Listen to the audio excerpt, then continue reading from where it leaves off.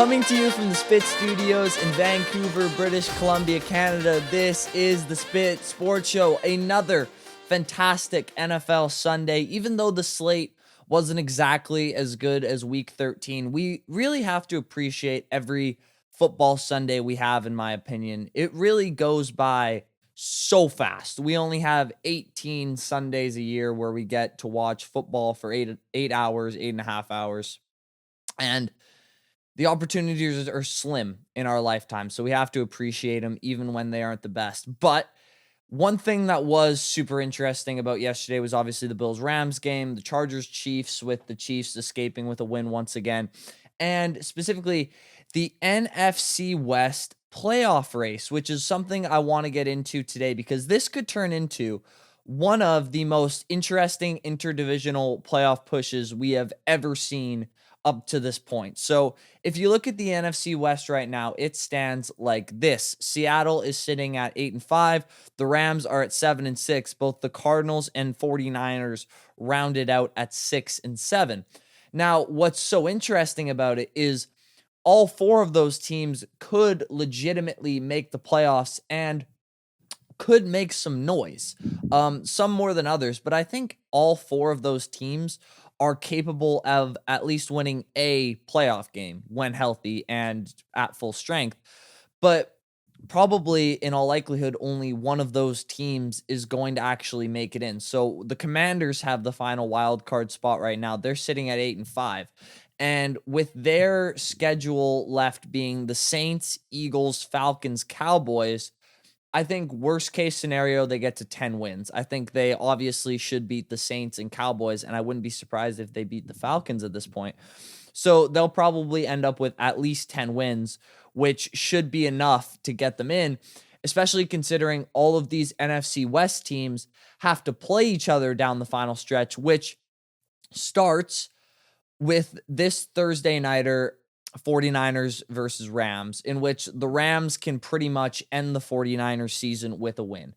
If the Rams win this game, it takes the Niners to 8 losses and a less than 1% shot of making the playoffs. So, in other words, they're basically dead if they lose this game against the Rams. So, what do the 49ers need to do to have a puncher's chance to make the playoffs? Well, they basically need to win out to have a better than a coin flip shot at the division. If they don't win out, everything is completely out of their hands, and it comes down to what everyone else does and who everyone else has beaten, and basically has nothing to do with them. So it's going to be tough for them to win out because, like I mentioned, Rams this Thursday, which I think they probably lose that game and their season ends there. But even if it doesn't, they're at the Dolphins next week. And the Dolphins, for as up and down as they've been playing, they're still technically alive for that final AFC wildcard spot. So they're obviously going to be playing hard. Then they have the Lions after that, who the Lions are obviously going to be playing for 1 seed implications. So they're going to give them their best shot. And if they win all of those, they play the Cardinals in Week 18, who have the same record as they do, and they're obviously going to be playing for very similar rewards to what the Niners are going to be playing to. So basically what I'm saying is the Niners are out. I don't see any scenario really where without their top 3 running backs, they beat the Rams, Lions, Dolphins, Cardinals all in a row to even have a puncher shot at making the playoffs.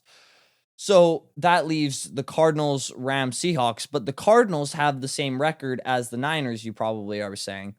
But currently, they do have a slightly better percentage of getting in just based on their strength of schedule, who they've beaten, divisional wins, conference wins, and all of that stuff. And I give them a puncher's chance of winning out with the schedule they have left because their next 2 weeks, they go Patriots-Panthers. Those are 2 very winnable games, especially the Patriots game. I know the Panthers have been playing better recently, but to me, Bryce Young is kind of just a worse version of Kyler Murray at this point, and I obviously trust the Cardinals defense far more than I trust the Panthers defense. So if you win those first 2 games, then you get into your gauntlet of games. So you get at Rams and then 49ers at home. So if they can take care of business and win those first 2, Patriots-Panthers, that Rams game is going to be the game of the year for them because the 49ers would probably be playing for nothing the last week of the year. So if the Cardinals are able to beat the Rams, most likely scenario is they win out. But the crazy thing for the Cardinals is, even though they have better odds right now to make the playoffs than the 49ers, they actually have worse odds if they win out than if the 49ers win out, because Seattle has already swept them. The Seattle, with that win yesterday, beat the Cardinals twice. So even if they end up winning out and Seattle just goes 2-2 the rest of the way, they have a less than a coin flip chance of getting in to the playoffs. So for the Cardinals, it's on the board they get in. It's on the board they win out, but they need big time help from Seattle and the Rams. So that leaves, obviously, as the two big contenders from the NFC West, the Cardinals have a slight chance. The 49ers have an even slighter chance. Rams, Seahawks as the two main options to come out of the NFC West. And I will tell you, as a fan of an NFC contender, I would love nothing more than for the Seahawks to get that last spot over the Rams. Now, that's no disrespect to the Seahawks. That is just respect for what the Rams have on offense in terms of their weaponry, because in terms of a quarterback, two wide receivers, and a running back, I don't know if I would take many over what the Rams have right now. Maybe what the Vikings have with Addison and Jefferson and Aaron Jones. Maybe what the Lions have with St. Brown, Jameson Williams, and their two running backs and Jared Goff. Maybe. But they're right in that discussion, and their pass rush is furious with that rookie Jared Verse and a bunch of other young kids who are just only going to get better. Now, their secondary can get got. There's no doubt about it. But when you can disrupt the other team's quarterback and you have that potent of weapons on offense, you're a danger to anybody if you make it into the playoffs. Whereas the Seahawks, I flatly don't believe Geno Smith is capable of winning more than one playoff game, if that. And their defense has been so hot and cold this entire year, really depending on the quarter that they're in, that I don't feel the Seahawks have quite the same ceiling that the Rams do. And to be honest, I think their floor is just as low as the Rams is. So if the Rams get in, I think they can make some serious playoff noise. If Seattle gets in, they can probably win a game. So as a fan of an NFC contender, obviously I want the Seahawks in over the Rams. So if both teams win their next three games, then the scenario is going to be very, very simple and very, very entertaining. It's going to be Rams versus Seahawks in LA week 18 to decide who wins the NFC West, if both of these teams win out. Now, how likely is it for each team to win out at this point? Well, for the Rams, I would say it's pretty likely. You got this game, big time game at the 49ers, obviously. But then you go at Jets and then Cardinals at home. So if you beat the 49ers, I think they would smoke the Jets the next week. And then the Cardinals, if the Rams had already won those two games, then the Cardinals would probably be out of it. Now, they would probably still play their asses off in week 17 just to beat their interdivision rival. But I think it is quite likely that the Rams win their next three games. Like I said, I'm going to repeat that one more time. At 49ers, at Jets, Cardinals at home. That's a pretty favorable final three games leading into the potential Seattle winner-take-all game in Week 18. Whereas the Seahawks leading into that game, they face off against the NFC North gauntlet of Green Bay at home, Minnesota at home, and then they go to Chicago where it's going to be freezing. Now, the Seahawks against Green Bay, that's a toss-up to me. I think they could obviously win. I think Green Bay is going to have vengeance in their eyes for what happened against the Lions last week. So I would give Green Bay that game, to be honest. And then them against Minnesota, again, I don't think Minnesota's as good as everyone else does, but they're still a really good team. So Seattle could, without a doubt, drop two of those, maybe even drop three, because the Bears are frisky depending on what quarter you play in. So what's good for the Seahawks is they had that huge win yesterday against the Cardinals. That was ginormous, because now they can afford to drop one. They can lose one of the games against the Packers or Vikings going into that Rams game. But they can't drop two, because like I said, I expect the Rams to win their next three games. And if they drop two, and they play the Rams week 18, and even if they win that game, it's kind of out of their hands. It depends on conference wins and interdivisional wins. So basically, what I think the scenario is going to be is I think the Seahawks beat the Packers or beat the Vikings and drop one of those games, beat the Bears, and the scenario is week 18 winner take all, NFC West on the line, Seattle in LA. And that's going to be a heck of a game. And I expect the Rams to win that game because the Rams flatly are better coached in my opinion. I think they have obviously the more experienced offensive play caller and the better offensive play caller. I think their defense has a better pass rush, which is going to be huge for Geno Smith, who does not deal with pass rushes all that well. And overall, head coach quarterback combination, I don't think it's even a debate that I would take McVay and Stafford right now, especially with how Stafford's been playing these last couple weeks over Geno Smith, who I think is an erratic quarterback who can have great plays and then just as poor plays. He's a better version of Jameis Winston in a way. He makes a few more plays, he's got better legs, but you never know when he's just going to throw it to the other team for no apparent reason. Like Geno Smith is an anomaly of a quarterback. We don't know what's going to happen play to play.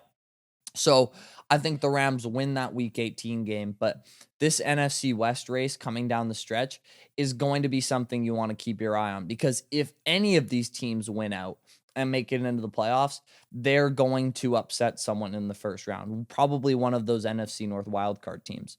And I think looking at all of the playoff scenarios right now, I think it's going to be the Rams because I believe in them more than the Seahawks in their current capacity. And a big reason why I believe in the Rams more than the Seahawks is because of this Rams-Bills game that I was able to feast my eyes on yesterday. Was it the game of the year? Maybe. Maybe. I mean, it's harder to debate it. I thought the Rams came into this game like their season was on the line because it was. Well, maybe not on the line, but this was a huge, huge spot for the Rams. They did not want to drop below 500 to that same place where the 49ers and Cardinals are sitting right now because Seattle would have 2 games up on them with 4 weeks to play, and they would still, excuse me, that was just disgusting, and they would still have to play the Seahawks. So obviously this was pretty much a must win for the LA Rams, and they played like it. Whereas the Bills came into this game like they have to play the best team in the NFL next week, which they do in the Lions. And they came out lethargic, and they came out like this was a week to forget. They came out like they were looking forward to next week. They came out like this was a trap game, and the Rams flatly punched the Bills in the mouth and delivered what I thought was the knockout punch in this game several times. Like when the Rams blocked the punt in the second quarter to make it 17-7, I thought the route was on because the Bills looked like they had no energy. Again, they looked lethargic. I didn't think their defense was playing with any sort of speed or ferocity. Then when Kyron Williams ran it in to make it 31-14, I'm like, okay, now it's definitely over. And then Cooper Kupp, when he caught that touchdown over the middle to make it 38-21, I'm like, okay, now it's definitely over. But the Bills stayed in it because they happen to have a football player on their team that has the same impact on a football field that an NBA superstar has on a basketball court. Now, that shouldn't even be possible. NBA court is significantly smaller than a football field. I should have looked up how much smaller before this episode, but way smaller. There's obviously only 5 guys on a court compared to 11 guys on a football field. And it just doesn't matter because Josh Allen right now, as I watch him, he's the best player in football. And the way he can single-handedly turn dead plays into explosives and flatly carry a team that looked like they did not want to be there yesterday into nearly stealing a win away from a team that desperately needed that game. It's unbelievable what he was able to do yesterday. Josh Allen, you can clearly picture him in your mind winning a Super Bowl trophy. He's that talented. He's got the best arm in the league. He's stupid athletic. He might be the most intimidating running quarterback in the league right now. I know Lamar is obviously the best, but when Lamar takes off to run, you always feel like your guy is going to be able to get a tackle off on him because Lamar's so elusive, but he's not exactly like slippery and strong. Josh Allen, if he's one-on-one against a linebacker trying to tackle him, my money's on Josh Allen. The fact that he's going to break that tackle and get the first down some way, somehow, because he's just that physically gifted. You can clearly see him with a Super Bowl trophy in his hand. But can you say the same about Sean McDermott? Now, both quarterbacks were nearly flawless yesterday. It was going to come down to their supporting cast down the stretch, their defense, their playmakers, and most specifically, their head coaches, their partners in crime. And Sean McVay more than held up his end, because that was a huge fourth down call. And I was screaming at the TV when he was doing it, go for it now. Going up 6 in that scenario does you nothing with the way the game script was going. Both teams were going back and forth. It was an absolute shootout. No defense could stop anybody. Going up 6 does nothing. You go for it there. You put it in their heart. You stick the dagger down their lungs, and they did it. And Stafford delivered an absolute rope to Tutu Atwell. The pass protection held up, which I didn't think it was going to. And he obviously made a big call that turned out to be correct. Whereas, down 2 scores, Josh Allen gets the ball back after McVay goes for it on fourth down. The Rams score a touchdown. Allen gets the ball back, down 2 possessions. Now, he gets it all the way down to the goal line with a minute left. Now, you've probably already lost the game at this point. Whenever you have an onside kick needed to make a comeback, you kind of chalk it up as a loss. I understand that. But on first down, they ran the ball, and they had to call a timeout. Now, why does that matter? Well, if the Bills had all 3 timeouts after they scored, and they kick an onside to the Rams, let's say the Rams get it, which they ended up doing, they would have 3 timeouts, which means the Rams would still have to get a first down to end the game.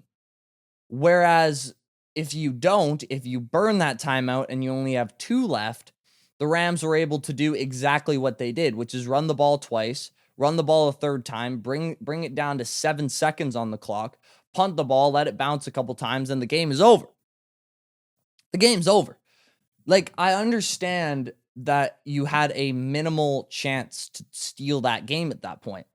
But when you have that guy at quarterback, it doesn't matter. You have to give him every chance, every sliver of probability you can to do what he does, because that guy can create miracles. If, like, the Rams just needed 1 first down to end the game, if the Bills didn't call that timeout, they needed no first downs if they did call that timeout. Like, McDermott, I really think he's a good coach. And obviously, Buffalo wins their division every year, and every year they have a good defense. I really like him, but it's hard to love him when every single year the defense is giving up the biggest play of the game at the most crucial times.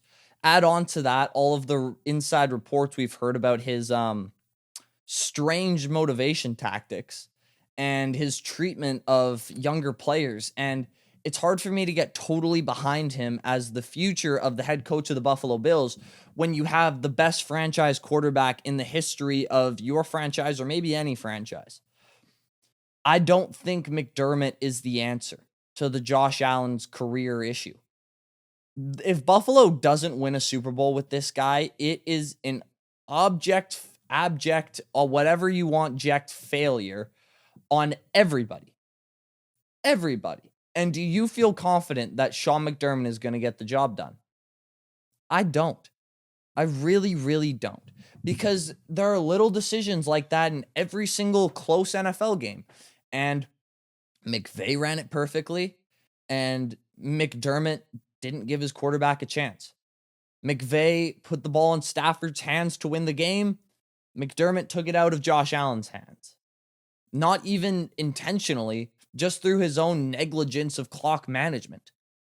It's not good. So I think the Bills need to ask a real question about Sean McDermott after this season if they don't make it to the Super Bowl. I don't care about AFC championship games when I'm the Buffalo Bills with Josh Allen. I don't care about playoff wins when I'm the Buffalo Bills with Josh Allen. I care about Super Bowls. And can McDermott get you a Super Bowl? I don't know. I don't think so. And speaking of head coaches who don't fit in places, Ben Johnson, ladies and gentlemen, I'm going to end here, will not be going to the Chicago Bears. Every single article I read, every single quote I hear, all signs lead to Mike Vrabel going to the Bears or someone along those lines. And it starts with Ryan Poles, their GM, who was quoted as saying, "We are going to be bringing in a leader of men, someone to change the culture." Now, is Ben Johnson a leader of men? Obviously. He's an offensive coordinator, football coach. He can lead some men. People follow him. But would I define him as a leader of men type? No. No, I see him as a Kyle Shanahan type, a schematical guy, a mathematician, if you will, someone who beats you with his brain, and not necessarily the rah-rah motivator guy that Dan Campbell is. However, in terms of the Bears hiring a defensive coordinator, an offensive coordinator as their next head coach, not trading for one, will they be taking from the Lions Aaron Glenn, the defensive coordinator? Because in terms of a leader of men, I would definitely define Aaron Glenn as more of that than Ben Johnson. He was a player. He's obviously very intense. From all of the stuff I see on the sideline, he really has that motivational knack that Tomlin and Campbell have. And Albert Breer said this also about Ben Johnson and where he wants to go. He said, end quote, "Ben Johnson will be looking for recognition from the organization of the things that have gone wrong and a willingness to fix them." That is not the Chicago Bears. The Chicago Bears have been around since the 1930s, and it's been the same family, the McCaskies. And one thing they don't do is look at themselves. And they definitely don't have a willingness to fix what has made their family business so successful for generations, because that's what's made them rich. They are one of the most insular, old school, never change our ways, don't build an inside practice facility, that kind of franchise. There's no franchise more old school and brazen than the Chicago Bears. And with those definitions and those requirements that Ben Johnson needs, I do not expect him to go there. Aaron Glenn, on the other hand, though, he's not as sought after as Ben is. He's a bit more in the shadows. Even with the incredible job he's been doing this year, what he does obviously isn't as sexy as offensive linemen throwing passes. So I think Aaron Glenn to the Bears is a real possibility. And I think the odds right now are like plus 3,000. I saw them last. I think that's a pretty solid bet to make, because the Bears obviously would love to weaken the Lions, take one of their coordinators, and hire a leader of men, and stick with the defensive culture that they've been wanting and breathing since the 85 Bears. Even though they should definitely hire an offensive coach, I don't trust the Bears to be smart enough to make that decision. So Aaron Glenn, absolutely, I think, is on the top of the list for the Chicago Bears and what they're going to do this offseason. Just throwing that out there. As always, thank you all so much for watching. Please leave a like on the video if you enjoyed what you saw. If you didn't enjoy what you saw or heard, please leave a comment. Tell me what you did not enjoy, because I love talking about sports. And if you leave a comment about sports, I'll reply to it with something about sports. Then we can talk about sports, and it'll be great. Please subscribe if you really enjoyed what you heard. The Spit Sports Show just hit over 370 subscribers. That's freaking amazing. Thank you guys so much for that. And as always, I will see you all in the next one. Peace out.